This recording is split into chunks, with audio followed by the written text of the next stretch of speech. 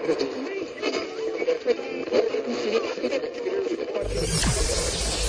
ready for unique, rare, and little-known treasures from the golden age of radio. You're listening to The Amazing World of Radio with Adam Graham. Welcome to The Amazing World of Radio. From Boise, Idaho, this is your host, Adam Graham. Our Jack Webb Centennial continues, and this is also our 100th episode of The Amazing World of Radio. For our very first episode, we played an episode of The Whistler. It was actually an episode from the very rare Chicago series, but for our 100th episode, we're also going to play an episode of The Whistler, this time featuring Jack Webb. The original air date on this episode is June the 12th, 1949, and the title is Perfect Alibi. The Signal Oil Program. Yes, the Signal Oil Program. The Whistler.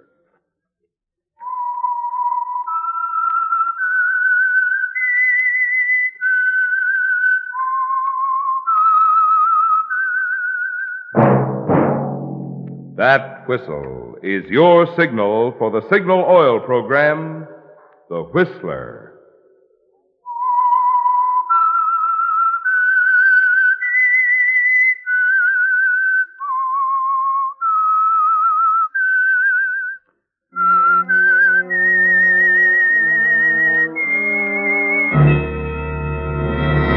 I am the Whistler, and I know many things, for I walk by night.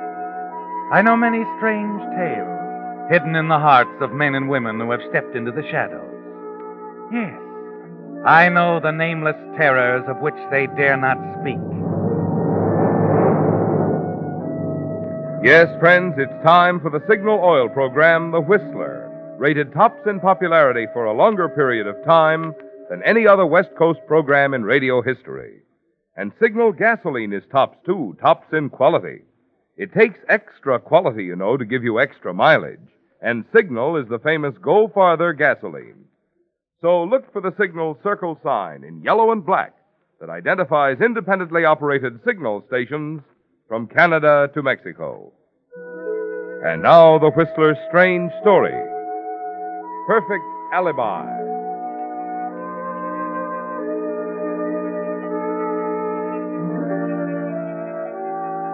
Entering the Golden Sparrow, a cozy little cocktail lounge near the far end of Beverly Boulevard, Private Investigator Johnny Seltzer, 30, handsome, off duty at the moment, found business at a standstill. He went straight to the bar and ordered a drink. Scotch and water. I'll mix it. Right. Old Masters, if you have it. Old Masters it is. Good. Johnny carried his drink to the nearest empty table and sat down to think. Self-centered, cynical, and, in his own estimation, a smooth operator, many things were on his mind, especially Johnny Seltzer himself. Things hadn't been going too well for him. Tom Silver, founder of the Silver Detective Agency, had threatened him with dismissal unless he changed his ways, ceased gambling, and gave closer attention to his duties. Staring moodily at the voluptuous paintings lining the walls, Johnny suddenly pushed back his chair and walked over to the jukebox at the end of the bar and slid a nickel into the slot.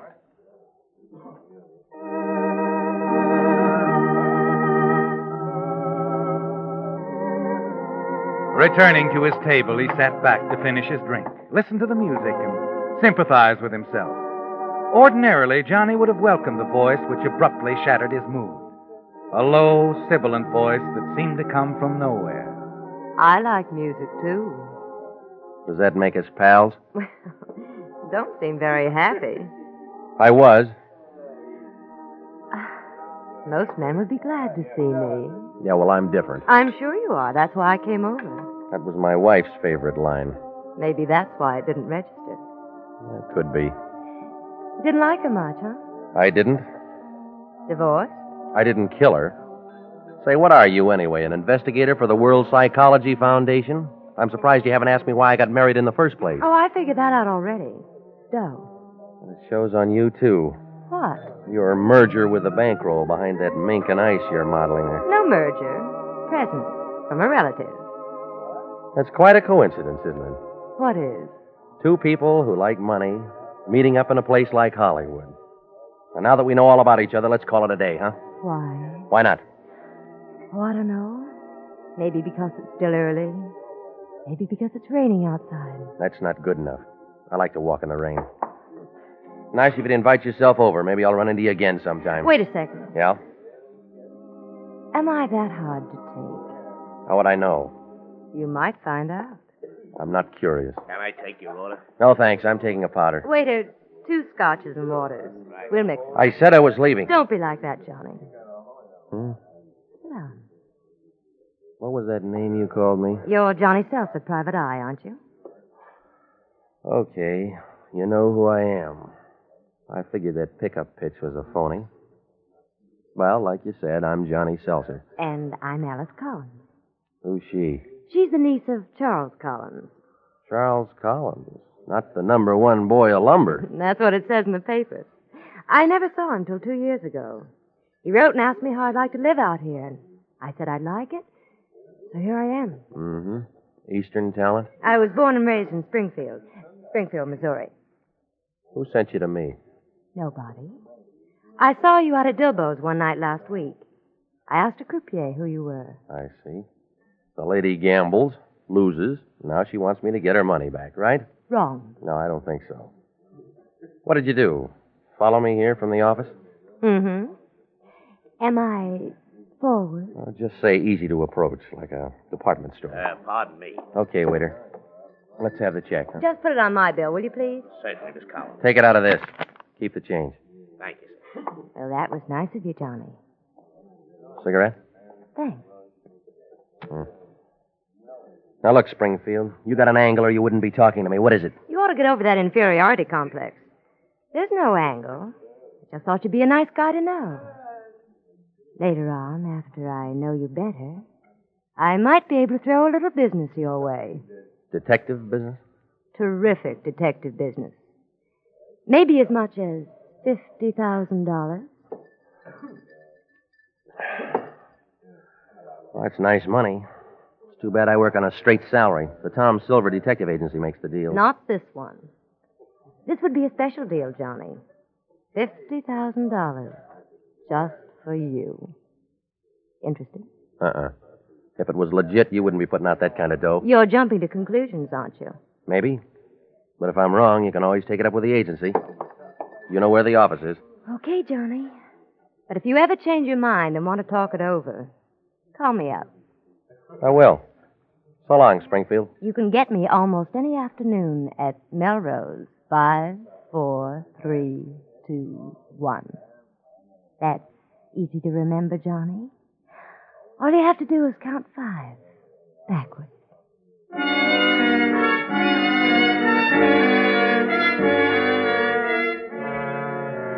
When you leave the Golden Sparrow, you're sure you've seen the last of Alice Collins, aren't you, Johnny? Yet a few days later, you're not so sure. Your boss, Mr. Silver, has you on the carpet again, and you have an unpleasant feeling you'll soon be out of a job. $50,000 is a lot of money, and Alice herself is something to ponder over. She's really beautiful, isn't she, Johnny? You can't forget her lovely features, her low musical voice. The things she said keep repeating themselves. $50,000. Just for you. It's easy to remember, Johnny. Melrose, 5, 4, 3, 2, 1. All you have to do is count 5 backwards. A few afternoons later, you enter a drugstore, cross to the phone booth, lift the receiver, deposit a coin, and reach for the dial. You can get me at Melrose, 5, 4, 3, 2, 1. That's easy to remember, Johnny. All you have to do is count 5 backwards.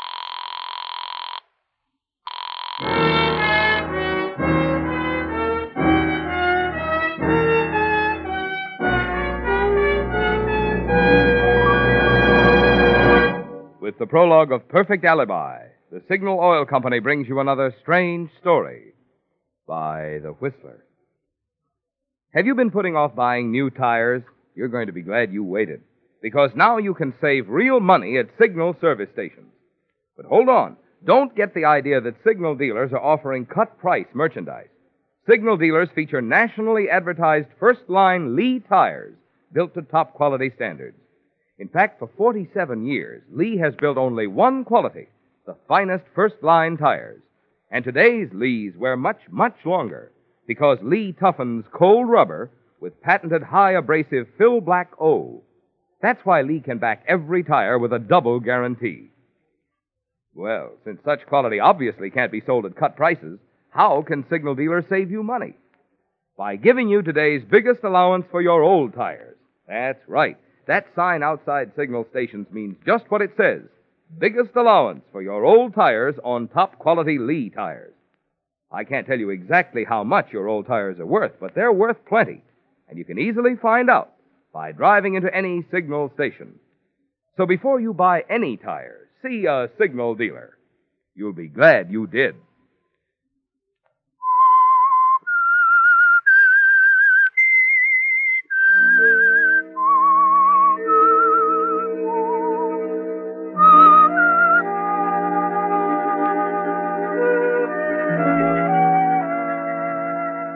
Well, Johnny, a few days ago when you left the Golden Sparrow after your pickup tete-a-tete with Alice Collins, niece of the multimillionaire lumberman Charles Collins, you didn't expect to see her again, did you?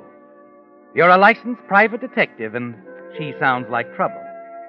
But with things piling up on you as they have, you decide you were a little hasty. An hour after phoning her, you drive to a modest little apartment building on Fountain Avenue near Cahuenga. Curious but still cautious, you knock lightly on the door.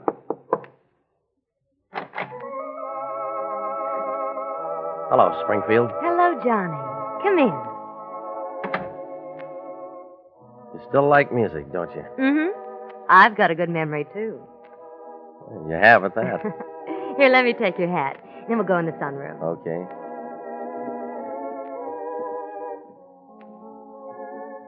Sit here, Johnny, and help yourself. Cigarette, scotch, and ice water. Oh, this is cozy. Real cozy. My uncle gives me a very nice allowance. I spend every weekend with him out at his home near the ocean. That's quite a home from what I hear. Swimming pool, badminton court. Mm-hmm. But I'm young and like to go places. Uncle Charles didn't want me to drive out there alone late at night all the time, and so he suggested I take an apartment in town. You see, I'm his only blood relative. You ought to have quite a future. Mm-hmm. If I'm not an old lady before anything happens to him. I wouldn't dwell on it. Nobody lives forever. Excuse me, Johnny. Sure. Oh, Frankie. Hello, beautiful. Here. Thanks. Oh, Orchid. They're lovely. So are you. How about a drink? In the sunroom. You can mix me one while I put these in the icebox. I've been talking with the man for Uncle Oh, Johnny. Hello, Snoop. Well, you two know each other? For years. Hiya, Frankie. What are you doing here? I'm here a lot. How gorgeous. Yes. You see, Johnny... What I can't figure out is what a Snoop's doing here. Business. Strictly business, Frankie. You see, Uncle Charles has been sick, and, well, he heard rumors, things at the mill weren't on the up and up, and asked me to make some inquiries. Why didn't you ask me about it, baby? I'd have gotten you the best in the business. You don't think Johnny's good? He's all right. Oh, forget it, Snoop. I'm sorry I acted like I was sore. But when you're nuts about a dame, well, you know how it is. Sure, Frankie. That's okay. Cigarette? Yeah, thanks. I'll be back in a second. I want to put these on. All right, take your time. It's a nice cigarette. Class, too. F.B. Frankie Benson, monogrammed in Old English. Everything. You really like it? Like I said, Frankie. Class. Well, here. Take a bunch. Oh, no, I didn't mean that. Go ahead, go on. I order them by the gross. Well, thanks. This job for old man Collins you're talking to the doll about. Oh, I don't know anything about it yet. I just got here 2 minutes before you did. No. How about a drink? Sounds fine. I think I'll skip it, baby. You got to talk to Snoop here. I'll pick you up at dinner around 7, okay? Sounds fine. Good. Drop around later on, Snoop. Say around 5:30. I might have an idea for you. 5:30 it is. So long, Frankie.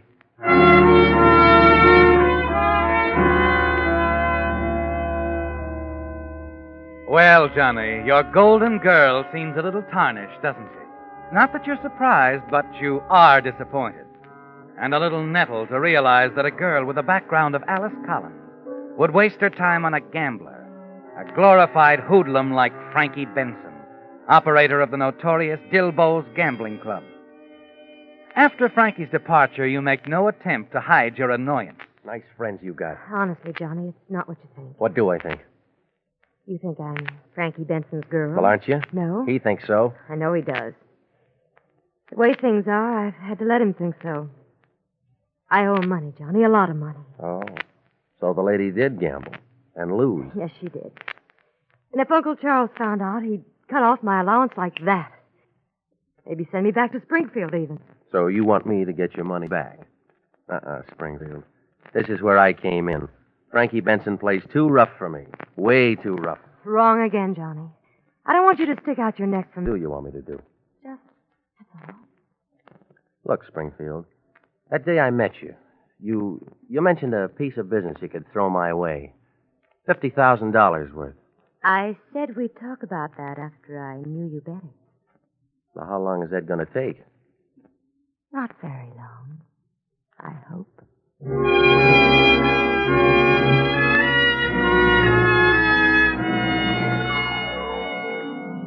As you drive out to Dilbo's at the request of Frankie Benson, your imagination goes far beyond anything you've ever thought of. You decide to marry Alice Collins. She's beautiful, and someday she'll inherit the Collins lumber fortune, reported to amount to more than $2 million. But you're worried about her connection with Frankie Benson. Frankie usually gets what he wants in one way or another. And when he doesn't, well, accidents happen, don't they? But when you enter his office, he's more than friendly. Hello, Sherlock. Sit down. Thanks. Take a handful of cigarettes. You said you like them. Well, like I said, they're class. I haven't seen you around lately, Johnny. What's the matter? Don't you like to play here anymore? Oh, sure, Frankie, but, well, I owe you nearly a G right now, and I figured maybe I'd better pay up before I... Oh, your credit's always good here, Johnny. As long as we're friends. Well, that's nice to know. Well, what do you want to see me about? Oh, nothing in particular. Just curious about that snoop job for old man Collins. Is it all set? I don't know. Alice, or Miss Collins, is going to talk to her uncle about it. I'll know in a couple of days. How come she picked you? Oh, she didn't. She called the office. The boss sent me out to talk to her. I'm glad you told me that, Johnny. I've always liked you. If there's anything I hate, it's being jealous of a guy I like. Well, like I told you, Miss Collins is called as a client, and the boss sent me out there. It's strictly business, Frankie. I'm glad, Johnny. And I hope you keep it that way. Both of you.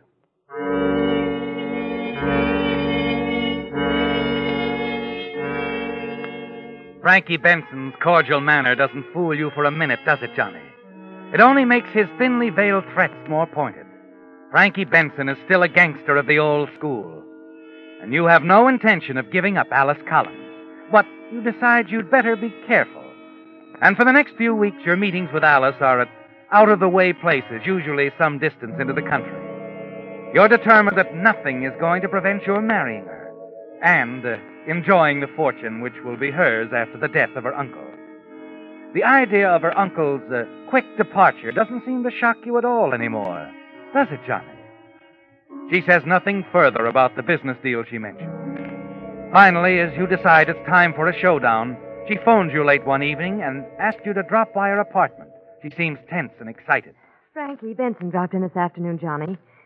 He wasn't very pleasant. Now, look, you're playing with dynamite leading that guy on. He always takes care of Welchers, and when he goes nuts over a dame, he really goes nuts. The last dame that tried to fool him had a very peculiar accident. She fell on a letter opener and cut herself bad. I know. He told me about it today, while I was opening the afternoon mail.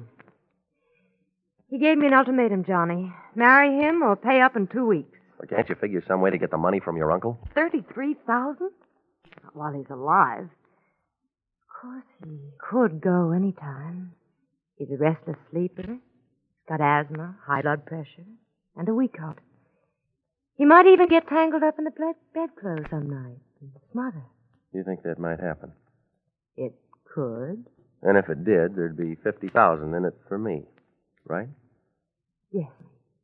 $50,000. Just for you. It's too risky. I wouldn't be around long enough to spend There's it. no risk at all. I'll take you out to Uncle Charles a couple of times. By the time you make up your mind, you'll know every foot of the place. You'll have the key to the front door in your pocket. The servants will all be deaf, huh? On Thursday nights, they're out.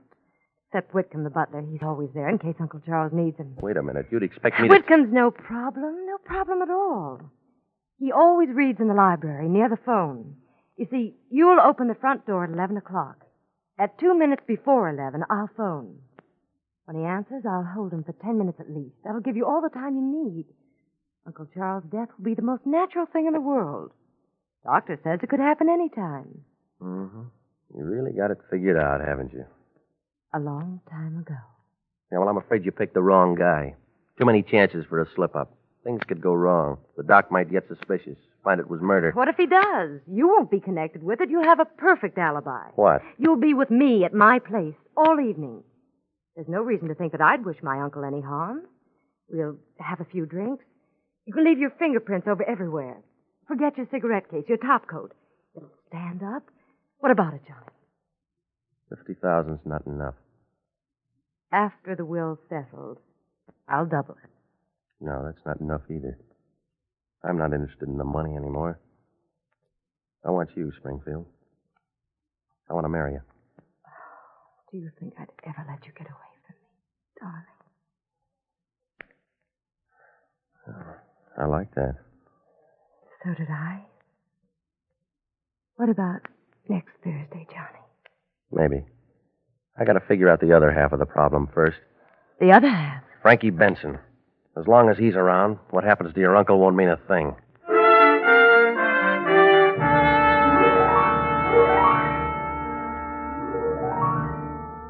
And you do figure it out, don't you, Johnny? Frankie Benson's monogram cigarettes. Instead of making it look like an accident, you'll make it look like murder. A murder that will send Frankie Benson to the gas chamber. The following Thursday evening, you go to Alice's apartment to double-check the details. Now, look, Springfield, about Frankie Benson. He called up a couple of minutes ago, Johnny. Wanted to drop over for a while. I told him I had a headache. What'd he say? He's beginning to scare me, Johnny. He told me I'd better take a nap. Said I might get dizzy and fall down and hurt myself. Said he'd call back in a couple of hours and see how I felt. Good. That's all I needed. Let's see. It takes about 40 minutes to drive from Dilbo's to here. All right. When he calls back, tell him to come over about 11:15. But I thought you were... I'm taking care of Frankie tonight, too, with one of these. Frankie's monogram cigarette. Yeah. I worked it all out, Springfield. All I needed was a break, like Frankie's phone call. Tonight's job's going to be murder. A murder that'll send Frankie Benson to the gas Oh, chamber. no, Johnny. The other way's safer. We won't get another chance like this in a million years. Now, when I leave, I'll drop one of these monogram cigarettes by the front door. The rest is automatic. Oh, no, Johnny. It won't work. The cigarette will point to Frankie, sure, but it won't stand up when he tells the police he was framed. They'll believe him. Frankie hasn't any reason to kill Uncle Charles. I've taken care of that, too. I called the DA this afternoon. Said I was your uncle and told him to send a man out tomorrow morning. The newspaper boys will be there, too. They're expecting a big story about Frankie Benson. Oh, you're out of your mind, Johnny. Uncle Charles never gambled in his life. He never even heard of Frankie Benson. The DA heard different. He thinks your uncle found out about your gambling losses to Frankie. He sent out a private eye to Dilbo's. The guy picked up a couple of pairs of dice. Loaded. Cute, huh? Yes, it is. But what about Frankie's coming here tonight? Now, that's the clincher, baby. When he gets here, your headache will be so bad you'll have to send him away. When the cops pick him up, if he tells them he was here, he's lying. That's my alibi. I was here all of the evening. Oh, it'll work, Johnny. Oh, you're wonderful. Well, that's it, baby. With you to back me, it can't miss. Wish me luck, Springfield. All the luck in the world, darling. Hurry back. Well, I'm not coming back tonight, baby. Our alibi is all set. The evidence will back us up. I think it's better if I just hole up at home for a day or so, huh? I guess you're right. Now, look, don't forget to phone the butler just before 11. I won't. Come here, Johnny. Huh? That's for luck, darling.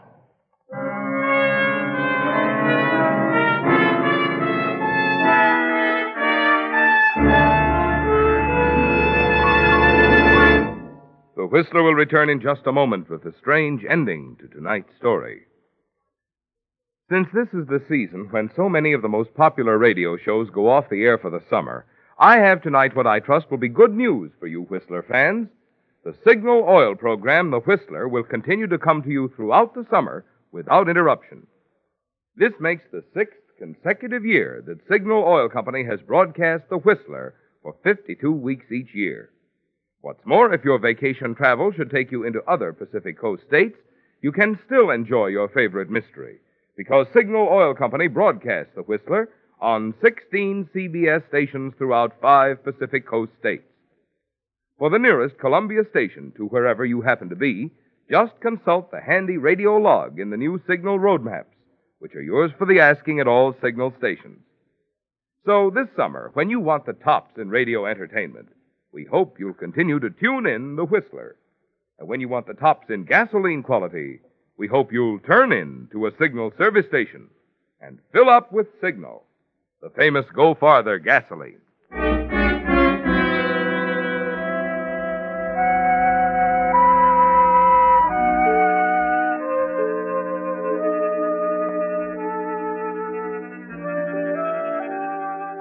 Taking care of Charles Collins was easy, wasn't it? Everything went exactly as you planned. And it came easy to you, didn't it, Johnny?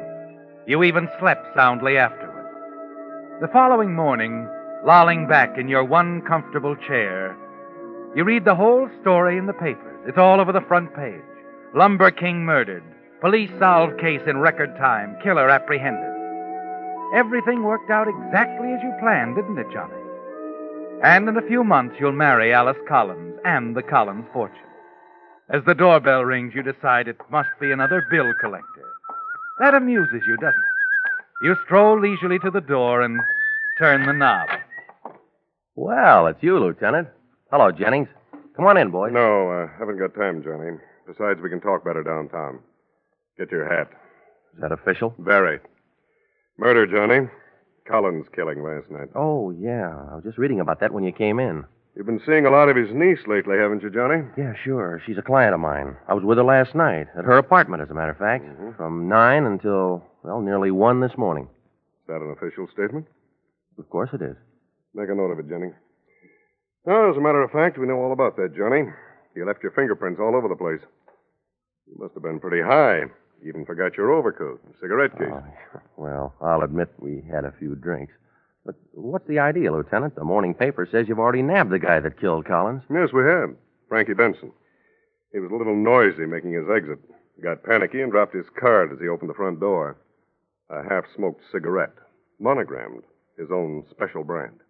Benson admitted it? No. But his alibi was so phony, he's as good as convicted right now. Yeah, but what motive would Benson have? Plenty. Old man Collins had him cold. Crooked game. Loaded dice. He was going to give the DA the whole story this morning. Well, if you've got everything so sewed up, why do you want to talk to me about the Charles Collins murder? We're taking you in for the murder of his niece, Alice Collins, Johnny. She got hers about 11 last night in her apartment. Stabbed with a letter opener, as if you didn't know. Pretty clumsy accident, Johnny.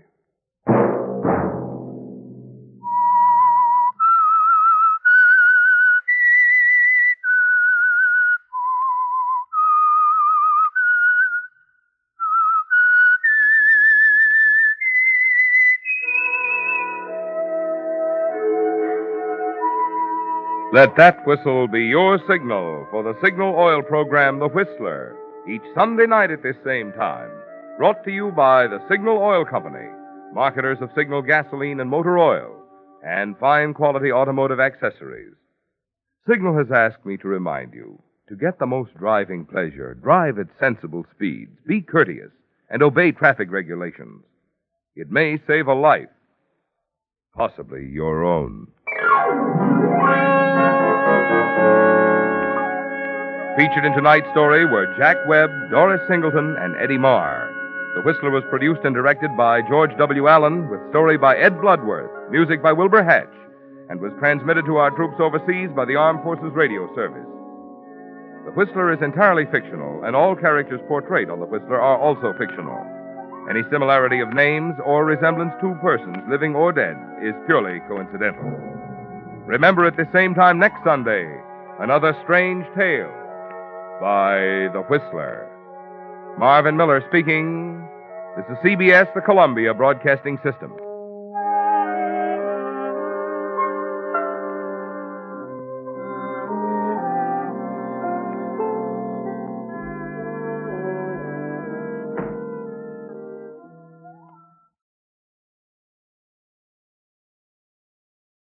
Welcome back. The character Webb plays in this, I'd kind of describe as like an evil version of Jeff Regan, a character he had played over CBS in the last half of 1947. In terms of these sort of morality tales that the Whistler told, this story is about perfect in terms of paying off all the malefactors. You had three people who were willing to commit murder, and they are all either dead or on their way to death row by the end of the episode. It doesn't get more perfect in terms of Whistler morality than that. The one thing I did kind of wonder about, or I think was a slight hole, is that the gambler was in the habit of being pretty free with his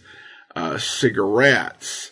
And those would be the big clue that was against him. But then again, they did say he kind of had other, issues in his inability to supply an alibi. Well, for obvious reasons, he was off committing another murder. The 1940s was an interesting period, memorable if for nothing else, than the fact that there were women who could be very seductive when just providing their phone number. The one thing that really does amaze me about The Whistler is they were talking at the end about how it was on 16 stations throughout the West, and most of The Whistler was broadcast in this very narrow band of states, nowhere probably east of Utah. Yet it is one of the biggest radio series in terms of episodes that have survived. A great percentage, particularly given how many stations, you have programs that went out on syndication for hundreds of stations, and you don't have near the number of episodes of The Whistler, which is, it's just remarkable how many of those have survived. Now, in terms of what this meant for Jack Webb's career at the time, at this point when this aired, he had already recorded and aired the first couple of episodes of Dragnet.